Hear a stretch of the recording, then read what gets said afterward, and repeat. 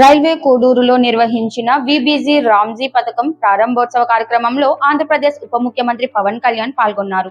ఈ కార్యక్రమానికి స్థానిక ఎమ్మెల్యే అరవ శ్రీధర్ కూడా హాజరయ్యారు. అయితే కార్యక్రమం సందర్భంగా పవన్ కళ్యాణ్ ఎమ్మెల్యే అరవ శ్రీధర్ కు పెద్దగా ప్రాధాన్యం ఇవ్వలేదనే చర్చ రాజకీయ వర్గాల్లో మొదలైంది.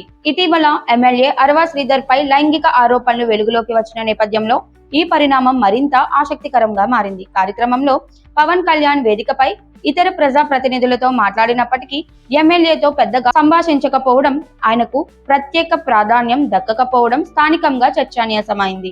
దీంతో ఈ వ్యవహారానికి రాజకీయ ప్రాధాన్యం ఏర్పడింది. ఎమ్మెల్యేపై వచ్చిన ఆరోపణల నేపథ్యంలోనే పవన్ కళ్యాణ్ దూరం పాటించారా, లేక ఇది కేవలం కార్యక్రమ నిర్వహణలో భాగమేనా అనే ప్రశ్నలు వినిపిస్తున్నాయి. అయితే దీనిపై జనసేన పార్టీ గాని, పవన్ కళ్యాణ్ కార్యాలయం గాని ఇప్పటి వరకు ఎలాంటి అధికారిక ప్రకటన చేయలేదు. మరోవైపు ఈ ఘటనకు సంబంధించిన వీడియోలు, ఫోటోలు సోషల్ మీడియాలో వైరల్ అవుతున్నాయి. పవన్ కళ్యాణ్ వ్యవహార శైలిపై నెటిజన్లు భిన్న అభిప్రాయాలు వ్యక్తం చేస్తున్నారు. అధికారిక వివరణ వచ్చే వరకు ఈ అంశంపై వస్తున్న వ్యాఖ్యలు, ఆరోపణలు నిర్ధారించబడలేదని గమనించారు.